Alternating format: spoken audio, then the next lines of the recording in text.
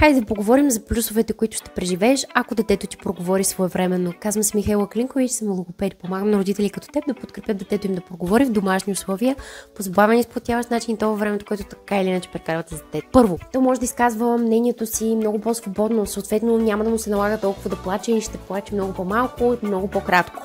Ще бъде по-често разбрано и ще се чувства разбрано, защото с думи ще можем да разбираме по-ясно какво иска или не иска. Ще може да се оправя по-уверено в яслата и в градината, включително когато нещо не му е добре или не се отнася добре към него. Най-малкото ние ще разбираме, ако има нещо притеснително. Това дете ще бъде много по-уверено, общувайки с другите деца и с други възрастни, когато пораства. За мен е важно като родител не просто детето да бъде наблюдател и да бъде тренирано да бъде наблюдател, стоейки пред телефона, таблета или телевизора, а да бъде участник в диалог, участник в реалния живот, да изгражда реални умения. Можеш да помогнеш своето дете в домашни условия и то по приятен начин да го направите заедно.